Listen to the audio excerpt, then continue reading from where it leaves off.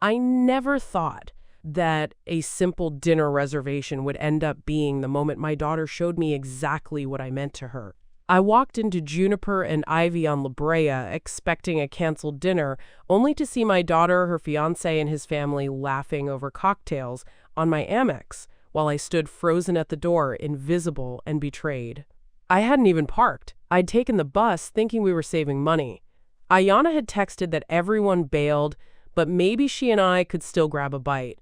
So I showed up, early, like always. What I walked into wasn't dinner. It was erasure. Darius had his back to me, laughing too loud, a glint of gold on his wrist. I recognized as the Cartier watch I'd half paid for, as a graduation gift. His mother, slick bob, black silk blouse, heels too high for a woman her age, lifted a champagne flute in my direction, not in greeting, but in mockery. I saw my daughter's eyes flick toward me, widen for a breath, then harden. She turned back to the table like I wasn't real. I stood there long enough for the hostess to approach. "Ma'am, do you need to be seated?" she asked with a gentle kind of pity. I shook my head and stepped out before the tears started. "In the Uber home? Yes, I paid for that one myself." I opened the Chase app. Pending charge, $874 at Juniper and Ivy, timestamped 8:12 p.m. The dinner I was never invited to. The dinner I apparently paid for. That night, I stared at the ceiling in the dark, not crying, just calculating. This wasn't about the meal. This wasn't even about the money. It was about the quiet plan they'd built around me, above me, using me. I had become the wallet in the other room. I didn't call Ayanna. I didn't send my usual soft text asking if everything was okay. I started gathering documents, rent transfers, lease agreements, the car insurance premium she'd forgotten last month. I made a list of dates, times, transactions. Because this wasn't heartbreak. This was fraud. And fraud leaves paper. 3 days earlier, Ayanna had texted me, "Dinner's off, Mama." Everyone got busy. And I believed her because I'd always believed her, even when the tone turned distant over the past year. I didn't even pause. Just texted back, "No worries, baby. Another time." I'd already laid out my navy pants and steamed a blouse that still had the dry cleaner tag from 2 Easters ago. I folded them back into the closet like I wasn't disappointed, like I hadn't rearranged my whole day around the chance to sit next to her and pretend we still talked the way we used to. We hadn't had a real conversation since her birthday in March, and even then, I felt her watching the time, smiling, nodding, never quite present. But I told myself this was just a busy season. Engagements were chaotic. Planning, saving, meeting in-laws. It was a lot. And Darius came from money, or pretended he did. That added pressure. She'd always been so careful about appearances. I figured maybe she was trying to balance worlds that didn't quite match. I gave her grace like I always did, even when the little things started piling up. Unanswered calls, her voice clipped on the rare times she did pick up, the way she'd forward me confirmation emails for payments I never offered to make. She said everyone got busy. I accepted that. I made an egg sandwich, watched reruns, didn't tell a soul. Not Aunt Brenda. Not my neighbor Miss Letty, who had been so excited for me. I kept it quiet because admitting it out loud would have made it real, and I wasn't ready to face what that meant. Some part of me clung to the idea that she still cared enough not to lie. Looking back, it wasn't just the lie that stung. It was how easily she slipped it into a text. No punctuation, no explanation, as if I was someone on the outskirts of her life, a formality she could cancel with 7 words and no follow-up. That message came in at 7:49 p.m. I would learn later the Amex was swiped at 8:12. They had already ordered appetizers by the time I read it. I believed her because it was easier than admitting I'd raised someone who could do this to me. After covering Ayanna's last 3 rent gaps, co-signing her new mini-lease, and swallowing my pride every time Darius skipped a holiday without explanation, the final straw wasn't the money. It was the look on his mother's face when she slid my platinum card into her clutch like it belonged to her. I saw it through the restaurant's front glass. I hadn't even stepped inside yet. She didn't glance around. She didn't hesitate. Just tucked the card between her fingers like a hotel key, casual and entitled. That's what broke something in me. Not the lie Ayanna told, not even the charge itself. It was that cold, effortless possession, that practiced ease, like she'd done it before, like the card and everything it represented was already hers. I thought about the last 12 months, rent shortfalls that came with excuses, a slow freelance month, a late check from a client. Each time, I wired the difference without scolding her. She was rebuilding, she said, finding her feet. When she asked me to co-sign the lease on the Mini, she promised she'd refinance it in 6 months. That was 10 months ago. Insurance was still tied to my account. I knew because I paid it. Darius never once called me Ms. Grant, let alone anything respectful. At Christmas, he sent a generic group text. No visit, no card, no gift. Easter, he took Ayanna to Palm Springs. She told me it was a much-needed break after their engagement party, which I wasn't invited to. I said nothing. I let her talk. I nodded and smiled and swallowed every question that started forming in my throat. But that face, his mother's, arched brow, pressed lips, the faintest smirk. She knew exactly what she was doing. She didn't need to say a word to tell me I wasn't part of the picture. I was the checkbook behind the curtain. She'd never have to thank me, never even acknowledge me, because people like her don't bother thanking the help. And my daughter? She sat there sipping Dom Perignon and never once looked toward the door. That was when I knew this wasn't about a wedding, or even a man. It was about proximity to a life she thought she deserved, and she was willing to sacrifice her mother to get it.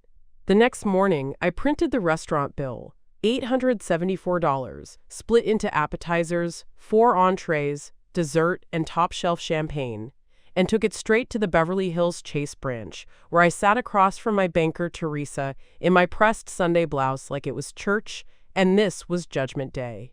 I didn't make an appointment. I walked in at 9:02, second in line, the bill folded neatly in my purse beside a highlighter, 2 pens, and the card itself. Teresa had helped me open this account back when Ayanna was still in high school, when I added her name to the savings, just in case. She always called me Miss G, like we were family. I wasn't in the mood for small talk. I need to dispute a charge, I said, handing over the receipt.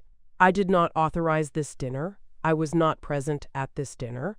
And the person who used this card is not me. Teresa looked it over, eyebrows twitching slightly as her eyes scanned the line items: caviar, Wagyu tartare, Dom Perignon rosé, 4 tasting menus. She nodded, quiet. I'll flag it as fraud. You'll need to fill out a written statement for the record. I also want the card canceled, today. She turned her screen, tapped a few keys, printed 2 forms, and reached into the drawer for a black gel pen like it was a formality. But it wasn't. That form was the first place I wrote it down. Not just a feeling, not just suspicion, fraud, identity misuse, unauthorized transaction. I put my name on the page and signed hard enough to press through all 3 carbon copies. Teresa cut the card in front of me. She didn't do it theatrically, just one steady snip and a drop in the lockbox. I didn't flinch. She asked if I wanted a new one, expedited or standard. I chose standard. There was no rush now. I didn't want to feel power in a piece of plastic again. When I stood up to leave, she touched my wrist gently. I'm sorry, Miss G. I looked at her, really looked, and said, I'm not anymore. By noon, the transaction was under review, my card canceled, and a fraud alert placed on the account. I walked out into the sun without a backward glance. That afternoon, I took the itemized receipt to Monique Henry's office, a corner unit on the 6th floor of an aging complex in mid-Wilshire, where the elevator shook just enough to make you reconsider the stairs. She was on her 2nd cup of coffee, shoes off, reading depositions with her locks pulled back tight, like she was ready for war. When I walked in, I didn't say a word. I just handed her the printout and sat down. She read it line by line, slow. Her brows lifted once. Caviar. Again. 2 bottles of Dom. Then she circled something near the bottom. Wagyu tartare, truffle pasta, and a celebration cake with a $30 plating fee. When she looked up, her face didn't carry pity or shock, just a calm, razor-edge stillness that told me I hadn't imagined any of it. They just played themselves, sis. she said, tapping the receipt with her pen. Every charge here says, plotted, not impulsive. You don't order like this by accident. I nodded, letting the silence sit for a moment. She texted me the dinner was canceled. 7:49 p.m. Card was swiped at 8:12. Perfect, Monique said, already flipping open a legal pad. We've got timestamps. Now we build a timeline. This is fraud. Use of your financial property without permission, documented intent to deceive, and pattern of previous financial reliance. Has anything like this happened before? Yes, I said, but I let it slide. Rent, insurance, co-signed lease, always under the promise of repayment or temporary help. That part's done, she said. Starting now, you stop moving like a mother and start moving like a plaintiff. Document everything. Screenshots, emails, text logs.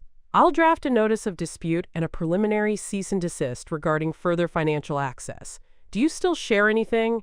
Accounts, phone plans, insurance? Yes, I said. Apple Cash, Verizon Family Plan, and the Mini's still in my name. Monique shook her head, writing fast. We're locking all of that down. She scanned the receipt one more time and stapled it to the front of a fresh folder labeled Langston Misuse. I hadn't even said Darius's last name out loud yet. It chilled me, seeing it printed. But now it was official. It was a case. Thursday morning, I opened our Apple Cash history, something I rarely touched, unless Ayanna had sent me a request. We'd set it up together 2 years back when she swore she was getting organized. Budgeting apps, shared calendars, digital bill splitting, her way of showing she was growing up. At the time, it felt like progress. Now it felt like surveillance in reverse. She had learned how to access my tools without ever offering me transparency. Scrolling through the transactions, most were familiar. The usual, can you cover it till Friday, blurbs, followed by delayed repayments, partial at best. But one entry caught my eye immediately. $200 labeled flowers for Mama, sent from her to Darius 2 hours before the dinner. I didn't receive any flowers. There'd been no knock at the door, no delivery left outside, no forgotten bouquet wilting on the porch. That payment wasn't a gift. It was a cover story. I clicked for details. Timestamp, 6:04 p.m. Location metadata matched her apartment. They were dressing for the dinner when she typed that little lie into the notes field. I sat back in my chair, watching the truth settle in. That transfer was never meant for me. It was planted. Evidence for later, to make me seem mistaken or bitter if I pushed back. Look, she sent you flowers. Why are you so upset? The cunning of it made my stomach tighten.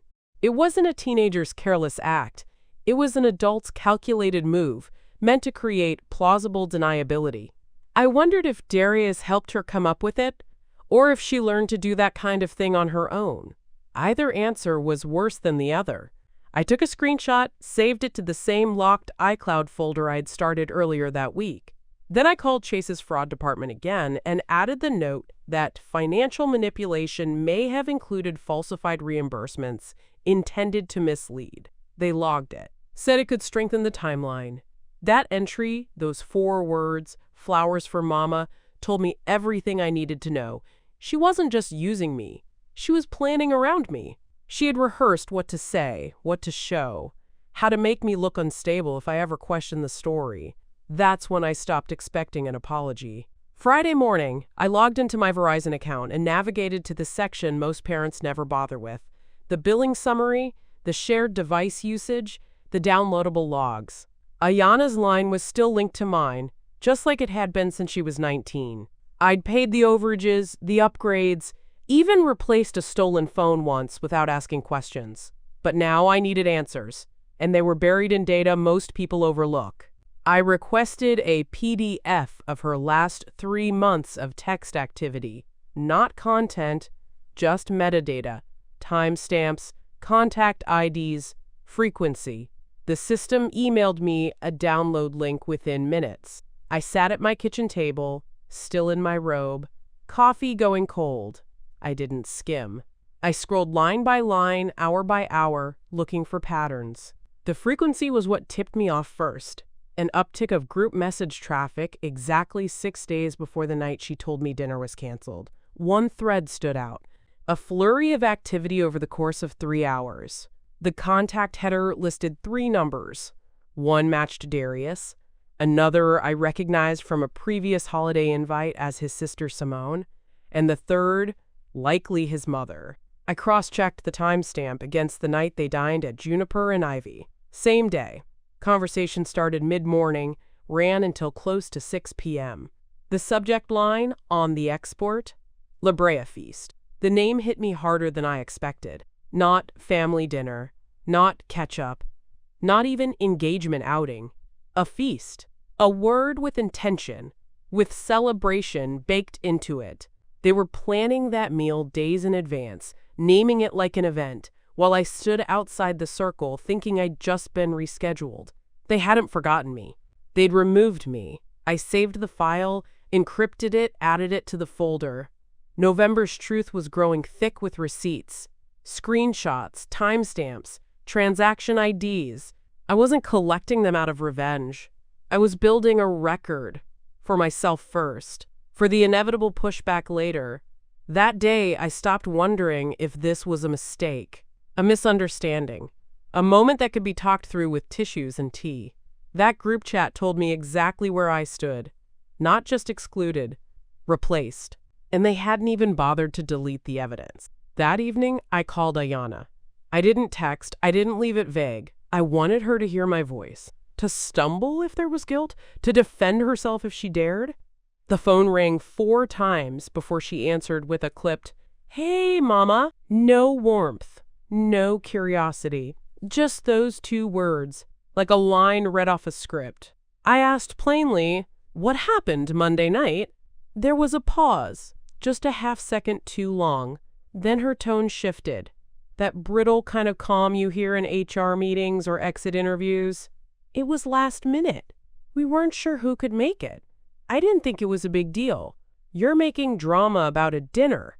A dinner. That's what she called it. Not your card. Not the lie. Not the fake reimbursement. Not the week of planning behind your back. Just a dinner.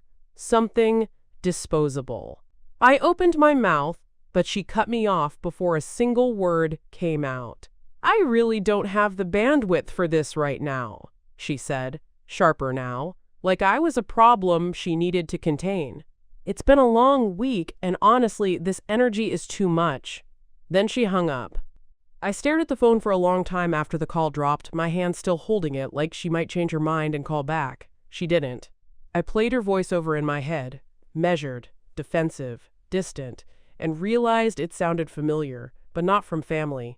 It sounded like the customer service tone I'd heard from junior staff trying to manage complaints they secretly blamed the client for. Ayanna didn't sound hurt. She sounded annoyed that I'd forced her into accountability. That call didn't wound me. It clarified things. She wasn't hiding what she did. She was defending it. She'd convinced herself it was minor, that I'd overreacted, that maybe I should apologize for how I made her feel. I put the phone down, walked into my office, and opened the folder again. I added a new note. Verbal denial, tone dismissive, hung up at 7:12 p.m. No apology offered. No facts disputed.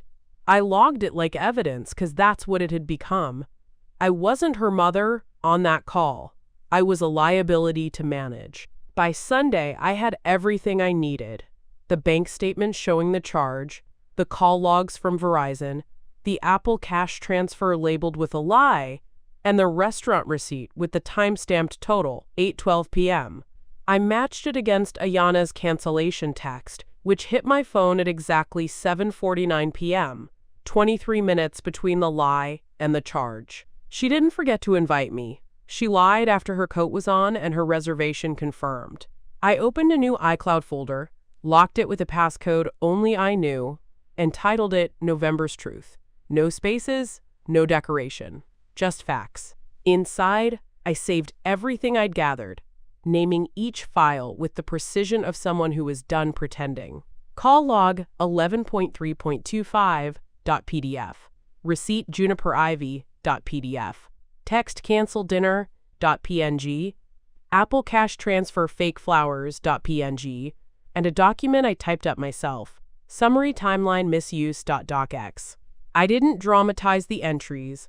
I stuck to the sequence. What was sent, what was said, what happened next. I read through it twice, made sure the tone was tight. Not bitter, just exact. Each time I found a new piece of proof, the urge to confront her again tugged at me. But I'd learned my lesson. That call hadn't been a misunderstanding. It had been a warning. She'd already built a version of events where I was the unreasonable one, overreacting to a dinner she'd forgotten to include me in. A story where she was busy, overwhelmed, and I was causing tension. My facts needed to speak louder than her framing, so instead of reacting, I built a timeline. I added backups to 2 separate drives. I emailed copies to a secure address Monique helped me set up. This was no longer about Ayana's feelings or my heartbreak. This was about protecting my future from their plans. Because the kind of people who fake generosity with reimbursements, who use group chats to choreograph betrayal, who pass off a platinum card like it's a party favor, they don't stop at one dinner. That night was just the opening move. And now I had a record to prove it. That night, I pulled out the old beige filing cabinet tucked behind the laundry baskets in the hallway closet, stuffed with warranties for appliances I no longer owned, faded tax returns, and documents from a life that moved slower, simpler. I wasn't looking for anything in particular. I just needed to feel in control of something, even if it was paper. But while sorting through a manila folder labeled Mortgage Docs 2011, I found it my original deed to the Highland Park duplex. The ink was faded, but the ownership line was clear. Cynthia G. Grant, sole owner. That property had been mine for 17 years. Paid off 5 years ago. I remembered the conversation last fall like it was yesterday. Ayana standing in my kitchen, soft-voiced, touching my wrist the way she did, when she wanted something big. Mama, it's just for refinancing. Better rate. We'll remove my name after a few months once the paperwork clears. I'd never touch what's yours, you know that. She looked me in the eye. I wanted to believe her so badly, I didn't even read the new documents as closely as I should have. She brought them pre-filled, slid the pen across the table, kissed my cheek. Now, under the drawer light, I looked at the original and felt the weight of my own denial. I knew I'd never requested a title change, no co-owner agreement, no family trust, no LLC shuffle. Just that one moment of trust I'd signed away like it couldn't be weaponized. I logged into the city assessor's portal on my laptop, heart pounding like I was checking test results. Typed in the parcel number. Hit search. There it was. New document recorded 2 months ago. Quitclaim deed, Cynthia G. Grant to Cynthia G. Grant and Darius Langston, joint tenancy. My hand went cold on the trackpad. There had been no conversation, no request, no signature I recognized. The file was downloadable. I clicked, opened the PDF, and stared at a signature next to mine that looked almost like my handwriting, but not quite. A mimic. Clean. Too clean. Like someone traced a version of me they'd studied. I whispered out loud before I even meant to. They forged it. And I knew then. I hadn't just been used. I'd been stolen from. First thing Monday morning, I drove to the city records office on Temple Street. No appointment, no call ahead. I walked through the metal detector, clutching a folder of documents, and a quiet fury that had finally crystallized into purpose. I told the woman behind the counter, sensible flats, wedding ring, bored but polite, that I needed to verify a deed. She took the parcel number, tapped it into her keyboard, and squinted at the screen. You're looking at a quitclaim, filed August 18th. 2 names on record, Cynthia Grant and Darius Langston. Filed by who? She scrolled. Submitted by Langston and Company. Realty. Notarized in-house. Do you need a certified copy? I nodded, handed her my ID, and waited while the printer churned out a record of my own erasure. The page landed face up in the tray, my name beside his, in equal font weight, as if we'd stood side by side and agreed. I flipped to the signature page and saw it again. The forgery. Smooth, confident strokes. No hesitation. Not just copied. Practiced. Someone had studied the way I wrote my name and rehearsed it. "Do you believe this was filed in error?" the clerk asked, her voice flat but cautious. I looked her in the eye. "No," I said. "I believe it was filed without my knowledge and with a forged signature. I'll be filing a fraud report." She nodded slowly, like she'd heard that line before, but didn't get paid to react. She stamped the top corner with a red seal and slid the packet into an envelope.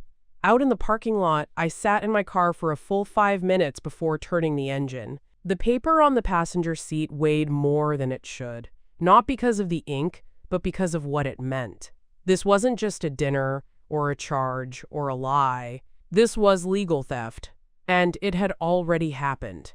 On file, public record. I called Monique before pulling out, told her everything. She didn't curse, didn't gasp, just said, "Text me the filing date. I'm drafting the emergency motion today." I hung up and stared straight ahead. They thought I wouldn't check. They were wrong. I didn't answer the phone that evening. Not Monique, not Letty from next door, not even Pastor Roland, who texted a gentle, "Thinking of you." I left the screen face down on the patio table and sat in my garden until the sky turned the color of steel. I wasn't praying. I wasn't planning. I was grieving, but not for the property or the money. Those could be reclaimed. I was mourning the daughter I thought I still had. It's a strange kind of pain, losing someone who's still alive, still texting, still smiling in Instagram photos like nothing has cracked beneath the surface. But Ayanna had crossed a line so quiet and so final, I knew there was no way back to where we'd been. Not even to pretend. She hadn't just betrayed me. She'd prepared for it, drafted it, filed it, delivered it into a system built to ignore women like me once papers are signed. The sun dipped lower, catching on the chipped edges of the wind chime she made in 8th grade art class. I stared at it like it might say something useful, but all it did was rattle when the breeze hit. That girl, the one who'd begged me to stay at her side during sleepovers, who cried when I mailed her off to college with a suitcase full of quarters and encouragement, was long gone. I'd buried her somewhere under all this new performance of adulthood. What stood in her place now was someone polished, efficient, and dangerous in her certainty. But I'd made a choice too. Sitting there in that cracked plastic chair with the garden hose curled at my feet like a question mark, I said it out loud. No more. Not whispered. Not muttered. A full sentence with a period. Not another dollar. Signature, cosign, cover-up, or compromise. By the time I stood up, my knees ached from the stillness, but my mind was clear. I went inside, opened the file from the records office again, and slid it into a new binder Monique had given me 2 years ago during an estate planning talk. I labeled it Legal Active Cases, because this wasn't just personal anymore. This was a case, and I was done grieving. I was preparing. By Thursday, the emergency fraud motion had been filed. Darius's name listed in bold across the top like a brand about to burn off. Monique moved fast, court date pending, with a formal affidavit contesting the quitclaim's authenticity. She said the notarization would be the weak point. Most fake deeds unravel there, but I wanted more than filings. I needed them to hear it, in public, with witnesses. No more hidden rooms, quiet thefts, or controlled narratives. I booked the small community hall behind our church for that evening. Pastor Roland agreed to serve as moderator. Not judge, not therapist, just present. Neutral enough to make it official, known enough to keep things civil. I texted Ayanna the address, told her to bring Darius. I said nothing about what was coming. 6 o'clock sharp, I stood in front of a folding table dressed in navy slacks and the blazer I wore when I paid off the mortgage. Monique flanked me, calm and precise, a stack of documents clipped and labeled. Pastor Roland waited near the front with a notepad and the kind of silence that said, "I'm watching everything." They arrived 5 minutes late, Ayanna, Darius, and his parents. She looked polished, eyes narrowed, but unreadable. Darius walked like someone who assumed the outcome was already in his favor. His mother wore pearls and that same dismissive smile from the restaurant. His father didn't speak, just gave a single tight nod, like this was beneath them but they'd play along. I didn't waste time. No greetings, no pretense. I passed out stapled packets titled Proof of Misuse, November 2025. Inside, screenshots of the dinner transaction, the reimbursement scam, the Apple cash logs, the text timestamp showing her lie, the forged quitclaim, and Monique's affidavit asserting signature fraud. Evidence, not emotion. Everything in here is verifiable, I said. Every page shows a decision made at my expense, using my name, my assets, or my silence. That ends tonight. No one moved. Darius cleared his throat once, but didn't speak. Pastor Roland adjusted his glasses and looked directly at Ayanna. Did you review the documents your mother prepared? Ayanna stared down at the pages. Her hand didn't move. I didn't need her answer. I already had the record. And now, so did they. Ayanna didn't speak. She turned a page, then another. Her fingers trembled only slightly, but I saw it. Darius, arms crossed too tightly over his chest, leaned back like posture could distance him from the mess. His parents exchanged a look, tight-lipped, shared tension, but said nothing. The silence stretched. Pastor Roland cleared his throat, gently, and turned to me. I stepped forward and began walking them through each piece. I didn't raise my voice. I didn't perform. I read the dates, the charges, the labels, the timeline. I explained the lie about the dinner cancellation, the false reimbursement, the group chat, the forged deed. When I reached the notarized affidavit, Monique's handwritten comparison, the statement from the records clerk, the evidence of the filing irregularities, Darius opened his mouth. I think you're blowing this out of... Pastor Roland raised his hand, firm and unshaking. You'll have your turn, son. Darius's mouth shut. I kept going. The documents left no wiggle room, no gray area to hide behind. It wasn't just financial misuse. It was a pattern of deception. Ayanna stared at the last page for a long time. Her eyes didn't move, but her jaw tensed. I waited for the excuses, the tears, the rage. Instead, she did something unexpected. She closed the packet, gently, like she already knew what it contained, and she just needed to see how far I was willing to go. Her mother had gone all the way. Across the table, Darius's mother whispered something sharp into his ear. His face flushed, the kind of red that doesn't come from shame. It comes from panic, the kind that rises when you realize your version of the story is no longer the one the room believes. I looked at the faces I used to trust and saw them shift. For the first time, it wasn't me defending myself. It wasn't me begging for understanding or trying to prove I'd been hurt. It was them trying to figure out what I'd do next. They didn't know me anymore. Good. I turned to Monique, who gave a small nod, then laid one more copy of the forged deed face up on the table, the one with the fake signature in full view. We were far past dinner now. This was exposure. When Monique placed the notarized affidavit down, the room stopped breathing. The forged signature wasn't just an accusation anymore. It was verified, analyzed, backed by legal handwriting review. You could see the pressure change. Pastor Roland leaned forward, scanning it, his lips pursed in quiet dismay. Darius stiffened. Ayanna's face didn't move for 3 long seconds. Then she blinked fast, too fast, like someone trying to keep control from slipping. Darius tried again, voice low but brittle, aimed more at image control than truth. Nobody here was trying to steal anything. It was all above board. We had verbal consent. Monique didn't flinch. She slid a second document across the table. This is the official records request from the city clerk, confirming no audio, written, or filed consent was documented. No power of attorney.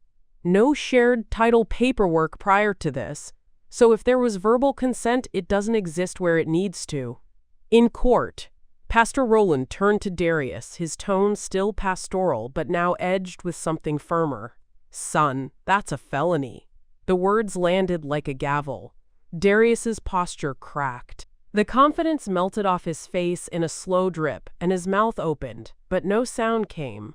His mother reached for her bag without making eye contact, while his father looked away, as if ashamed to have witnessed it unfold so publicly.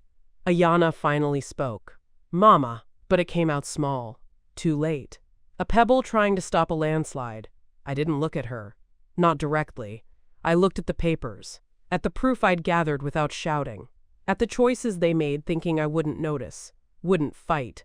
Wouldn't understand how to push back.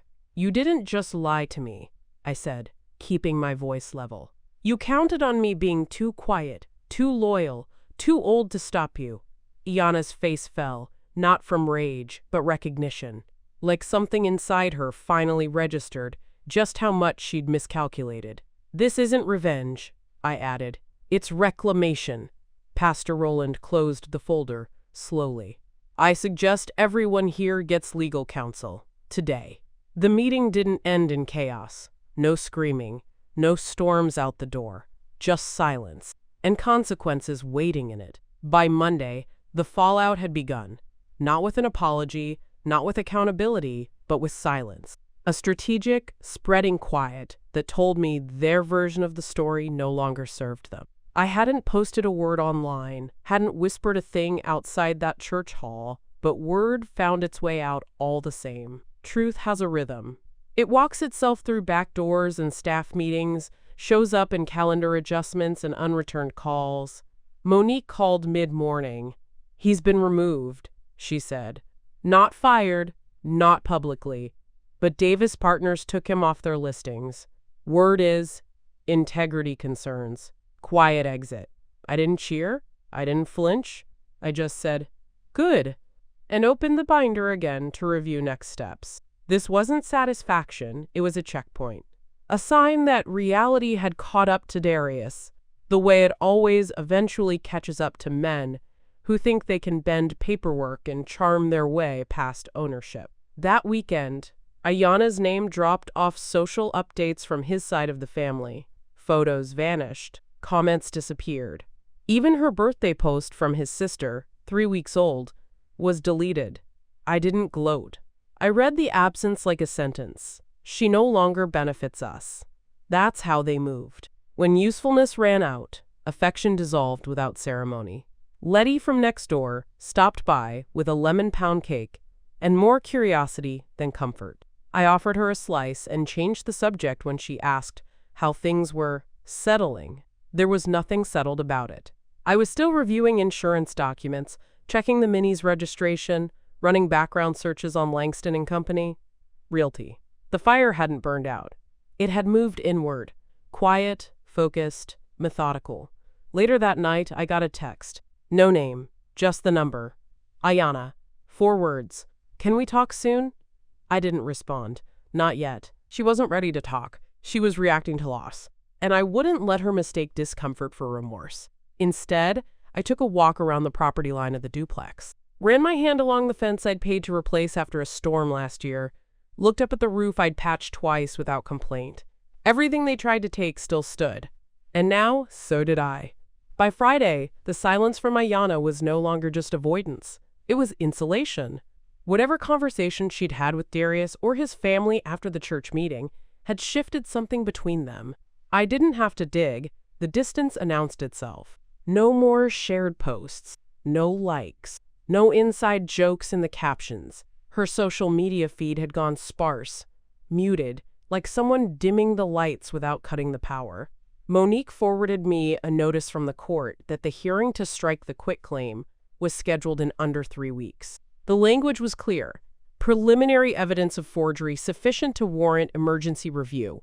That meant the law was listening. And when the law listens, people reposition. Late Saturday night, Ayanna called. I didn't answer. Not because I was angry. I was past anger. But because I knew she hadn't reached clarity. She'd reached consequences. That's not the same thing. She had no idea what to say to a mother who'd turned documentation into defense, who didn't beg or barter, who let proof speak. Sunday, Monique texted me again. Just FYI, Darius's father requested a meeting with a mediator. Didn't name you directly. I laughed out loud. Not from humor, but from recognition. They weren't used to being refused, to being held accountable in spaces they couldn't charm their way out of. Their silence wasn't retreat. It was recalibration. That was fine. I could wait. By the afternoon, I heard from an old friend who used to sit on the city's housing advisory board. She mentioned casually that someone from Darius's firm had called to inquire whether a pending fraud complaint could affect a license renewal. No names. But timing speaks volumes. He was falling. Not all at once, but enough for the edge to feel real beneath him. I didn't feel triumphant. I felt affirmed that what they tried to bury me under was the same pile I stood on now.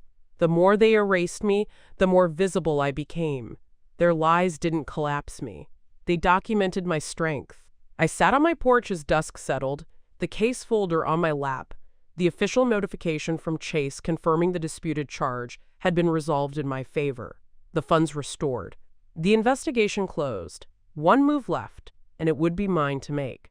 On December 1st, a certified envelope arrived, signature required. The mailman had me sign with the same pen I used to build the affidavit folder.